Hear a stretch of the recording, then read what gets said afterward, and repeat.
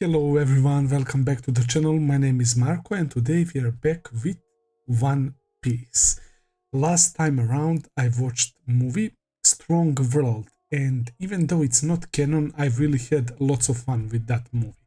I really liked the vibes, to be precise.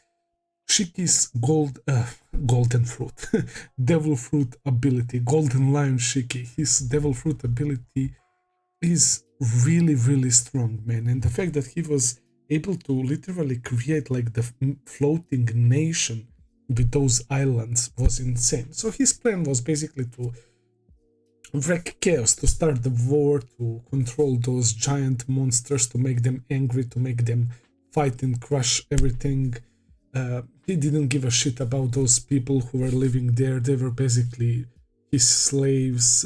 Really nasty guy, but also at the same time he was pretty salty because he says that East Blue is the weakest sea, right? And the fact that Goldie Roger is from Town from East Blue is great. So he was salty because one of his old rivals, I guess, right, is from the East Blue, so he was targeting it. And we know that majority of our crew is from East Blue, so Nami was kind of the protagonist of the movie.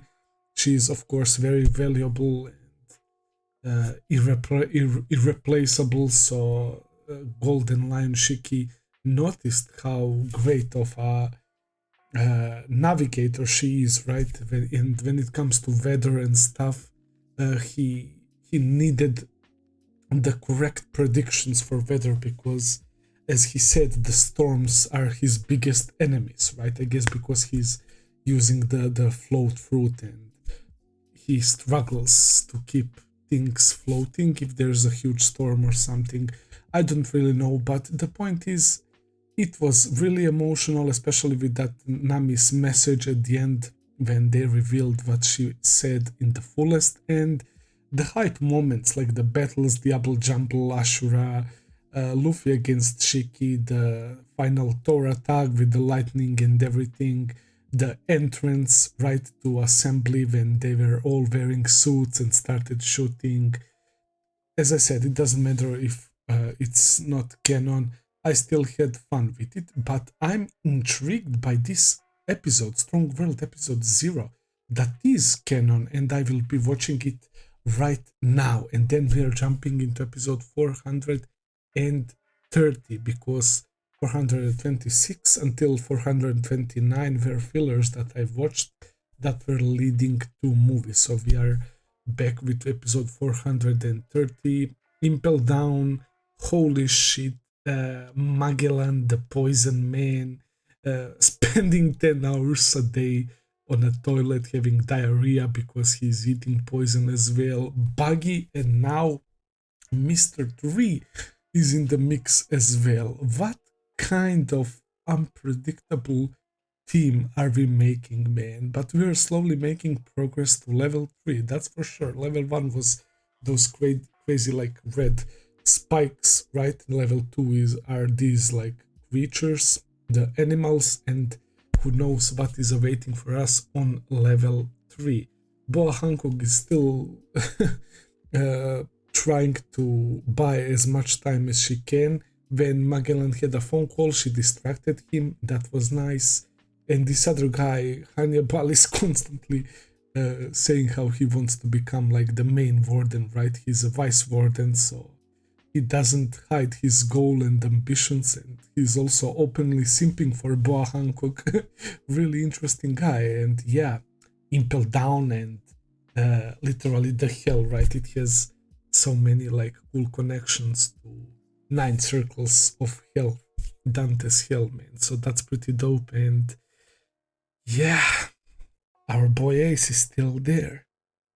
I am failing to imagine how do we escape, like even if we get to that floor where Ace is, like we need to go all the way back up. Holy shit, we will have to face some mighty foes eventually. That's without a doubt, man, unless we ran into someone who has like some devil fruit ability that can get us out. Like, I don't really know, man, but Impel Down is hilarious and really interesting at the same time, man. I'm really enjoying it so far. So yeah, that's pretty much it, guys. I'm interested in this episode 0 of Strong World, and after that we are continuing Impel Down. Let's begin.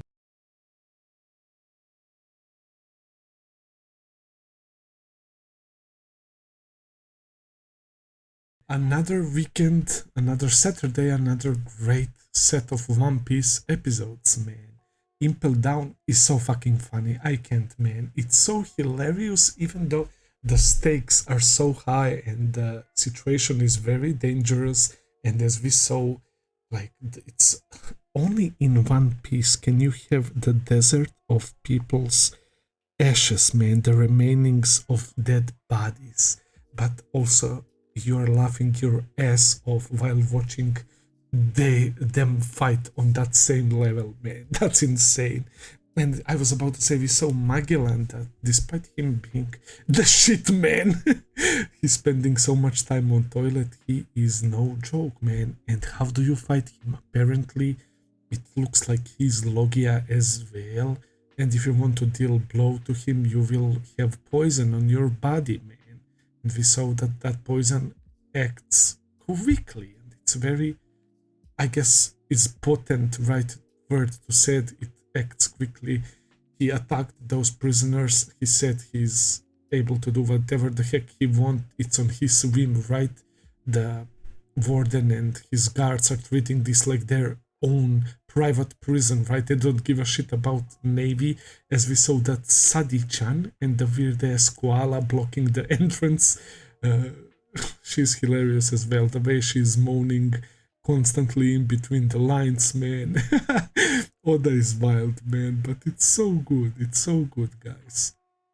Boa told Ace about Luffy, that he's here, and the fact that Jinbe said, oh, the one with the straw hat you constantly talk about. But that goes to show you how much Ace loves Luffy, man, and he talks about his brother, also Jinbe.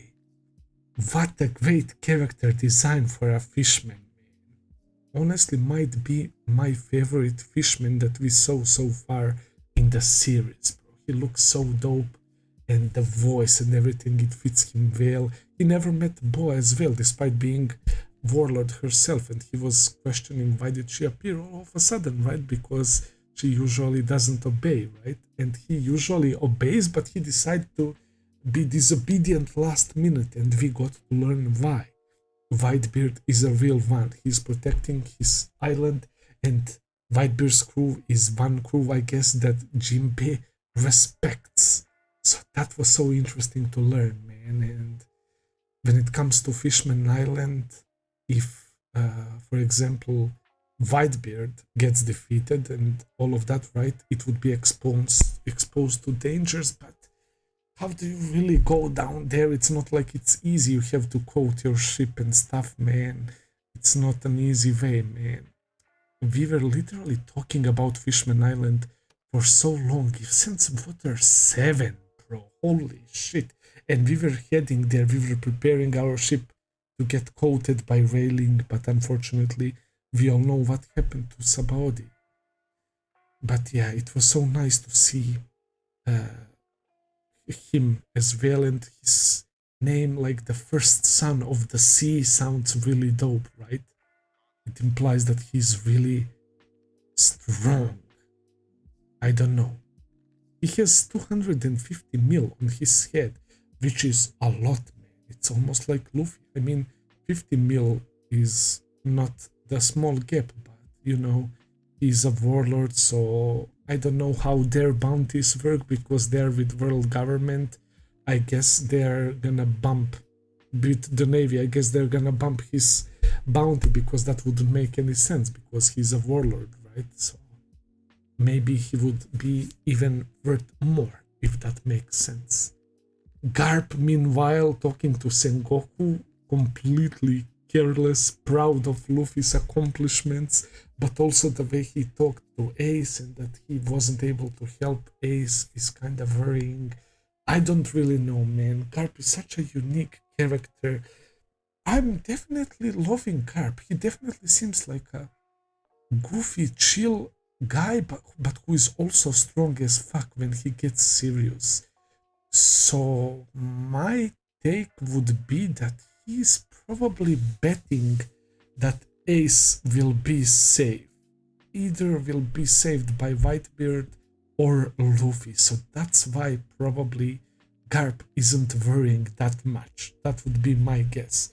I like how Sengoku was getting triggered, and apparently even in episode 0, Strong World, we found out that like Garp can do whatever the fuck he wants, and I like that little detail when we saw that lady, Aokiji and Jaguar D Soul, and we know that Aokiji is the one who killed Jaguar D Soul as well. So many amazing details in that episode. That was a really fantastic episode. I liked it a lot.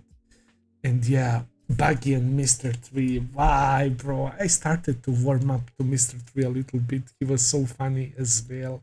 But maybe I don't want to